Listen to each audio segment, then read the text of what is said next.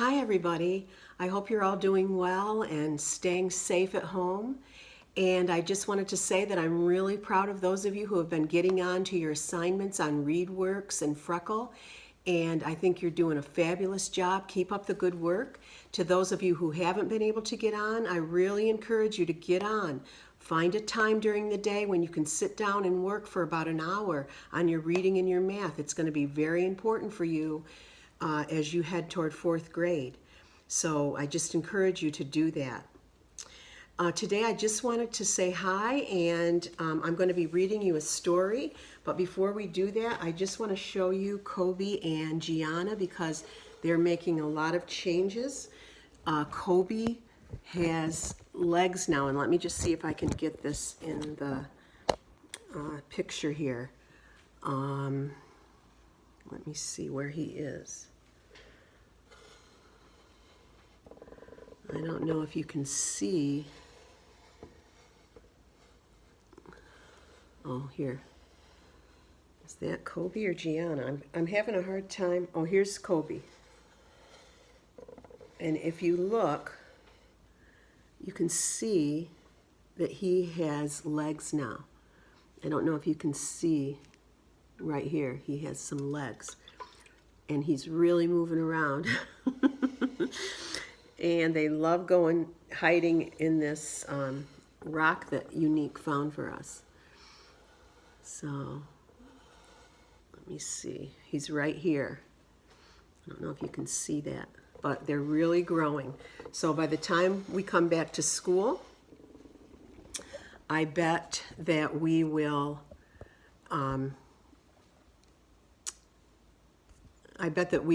see frogs. Okay, so that's something to look forward to.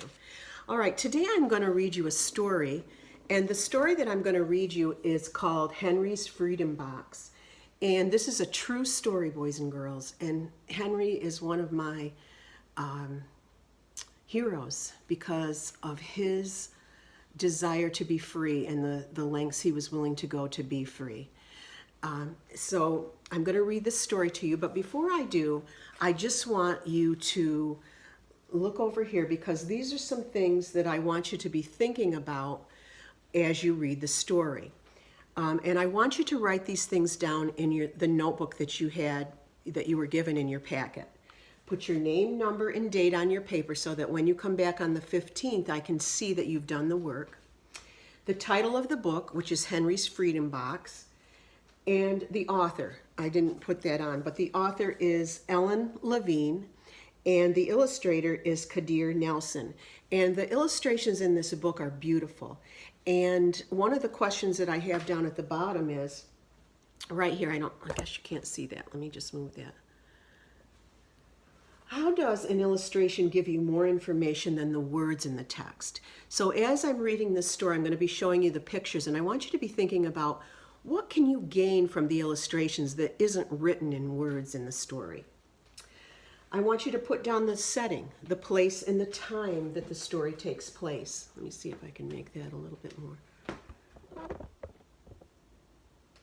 guess that's there we go. The setting and the place. Who are the main characters? What are their character traits, and how do you know? What is the problem in the story and how is it overcome? What is the plot? And then I want you to think about the central message or moral. What can we learn from this story? Why did the author write this? What does he want us to take away from reading this story? So these are the things that I want you to think about as I read the story, and these are the things that I'm going to have you writing in your notebook after we're finished here. So I'm just going to leave that up there for now. And let's just begin reading Henry's Freedom Box. And let me just put this so you can see the pictures. Okay, perfect. Henry's Freedom Box. A true story from the Underground Railroad. Written by Ellen Levine and illustrated by Kadir Nelson. Here's the title page. Okay. Henry Brown wasn't sure how old he was. Henry was a slave, and slaves weren't allowed to know their birth dates.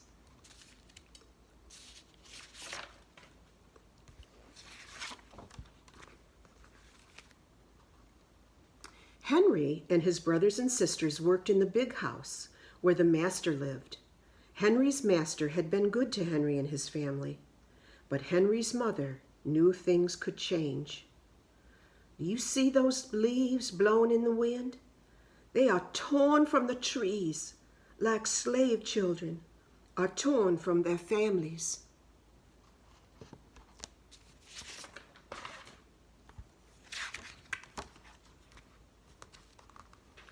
One morning, the master called for Henry and his mother. They climbed this wide staircase. The master lay in bed with only his head above the quilt. He was very ill. He beckoned them to come closer. Some slaves were freed by their owners. Henry's heart beat fast. Maybe the master would set him free. But the master said, "You are a good worker, Henry. I'm giving you to my son.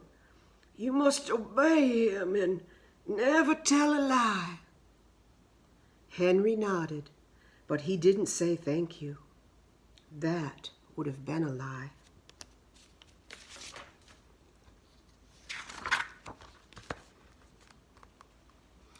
Later that day, Henry watched a bird soar high above the trees. Free bird, happy bird, Henry thought. Henry said goodbye to his family. He looked across the field. The leaves swirled in the wind.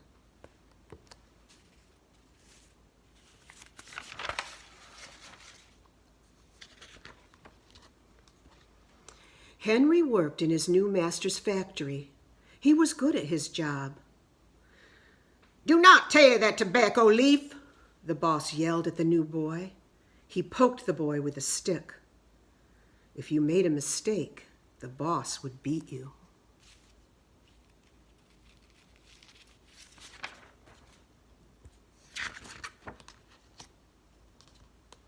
Henry was lonely. One day he met Nancy, who was shopping for her mistress. They walked and talked and agreed to meet again. Henry felt like singing, but slaves didn't dare sing in the streets.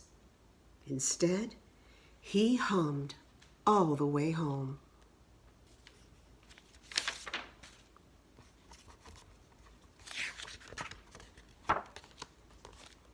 Months later, Henry asked Nancy to be his wife. When both their masters agreed, Henry and Nancy were married. Soon there was a little baby, and then another, and another. Henry knew they were very lucky. They lived together even though they had different masters. But Nancy was worried. Her master had lost a great deal of money. I'm afraid he will sell our children," she said. Henry sat very still. Henry worked hard all morning. He tried to forget what Nancy had said.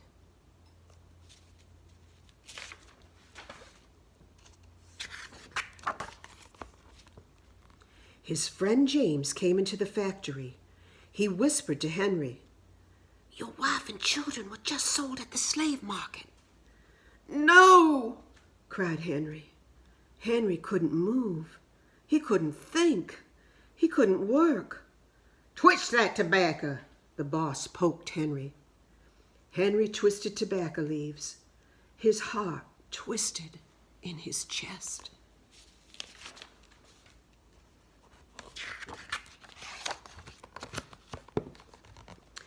At lunchtime, Henry rushed to the center of town. A large group of slaves was tied together. The owner shouted at them. Henry looked for his family.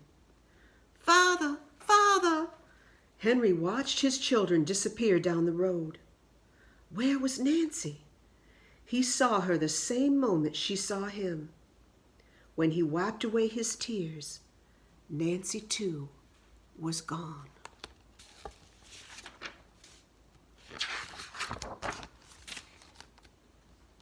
Henry no longer sang.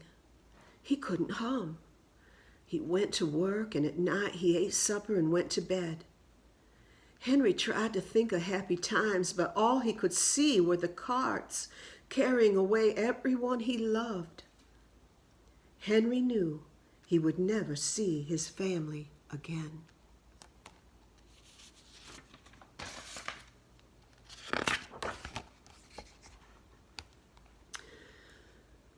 Many weeks passed. One morning, Henry heard singing. A little bird flew out of a tree into the open sky, and Henry thought about being free. But how? As he lifted a crate, he knew the answer. He asked James and Dr. Smith to help him. Dr. Smith was a white man who thought slavery was wrong. They met early the next day at an empty warehouse. Henry arrived with a box. I will mail myself to a place where there are no slaves, he said. James stared at the box, then at Henry. What if you cough and someone hears you? I will cover my mouth and hope, Henry said.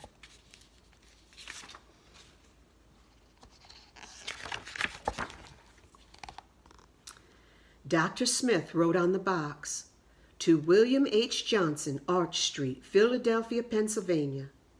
Henry would be delivered to friends in Philadelphia. Then he printed on the crate in big letters, this side up with care.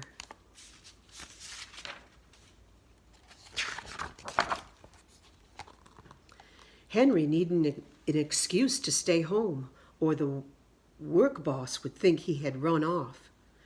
James pointed to Henry's sore finger, but Henry knew it wasn't bad enough. He opened a bottle of oil, of vitriol. No, James cried. Henry poured it on his hand. It burned his skin to the bone. Now the boss would have to let him stay home. Dr. Smith bandaged Henry's hand. They arranged to meet the next morning at 4 o'clock.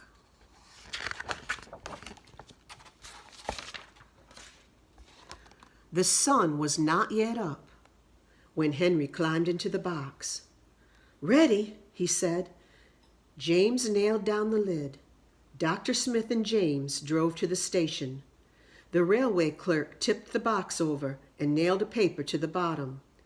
Dr. Smith begged the clerks to be careful, but they didn't listen. They threw the box into the baggage car.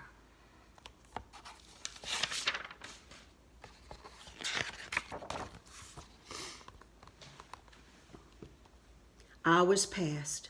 Henry was lifted up and thrown again, upside down. He heard waves splashing.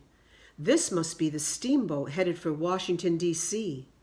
The ship rode smoothly, but Henry was still upside down. Blood rushed to his head. His face got hot. His eyes ached. He thought his head would burst, but he was afraid to move. Someone might hear him.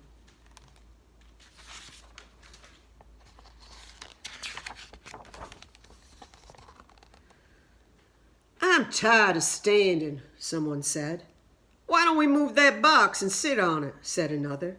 Henry held his breath. Could they be talking about his box? Henry was pushed. The box scraped the deck. Now he was on his right side, now on his left, and suddenly right side up.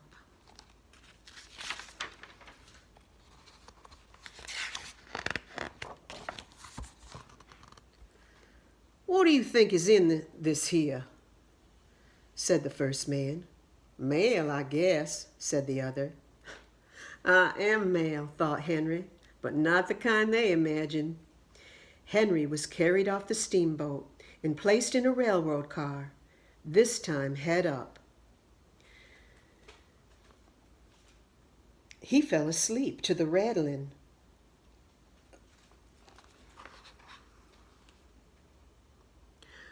Song of the Train Wheels.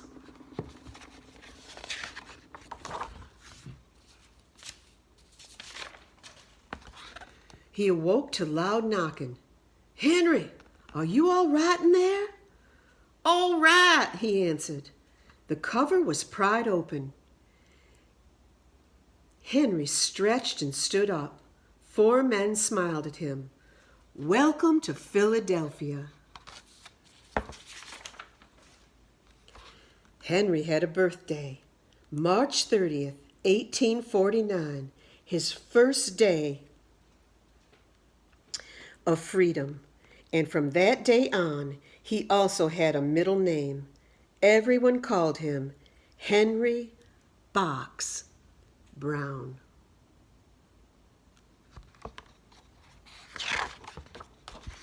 And that is the end of the story. I just want to read to you a little bit about this story, and this is called the author's note. In the mid-1800s, there were about 4 million slaves living in the United States. Slaves were owned, like tables or cows or wagons. Historians believe between 60,000 and 100,000 slaves escaped to freedom, traveling on what was called the Underground Railroad. The Underground Railroad wasn't a real railroad. It was all the secret ways slaves made their way from the South to the North. They hid in carts, rode on horseback, walked hundreds of miles through forests and swamps, and crossed flowing rivers in summer and icebound rivers in winter. Conductors or station managers hid them and helped them throughout their journey. When Henry Brown climbed into his freedom box, he hoped he'd be carried to a safe world. He brought along a small tool to make air holes, a little water, and a few biscuits. Henry arrived in Philadelphia, having traveled 350 miles from Richmond, Virginia, in 27 hours. His story made newspaper headlines in America and Europe. Henry never found Nancy and his children. In 1850, he went to England, and there are some reports that he married again. We do know with absolute certainty that Henry Box Brown became one of the most famous runaway slaves on the Underground Railroad, the man who mailed himself to freedom. Boys and girls, I want you to think about why the author would want to write this story. What message is she trying to tell us? What did Henry think of freedom? What was he willing to pay for freedom? And then remember, I want you to fill out your workbook, including all of these different, hope you can see that, all of these different questions I want you to answer. Okay, so you can pause the video here and do that. Okay, so it's been good to read to you. I miss you guys. I hope you enjoyed this video, and I'm planning to make another one soon. So I'll see you soon. Bye-bye.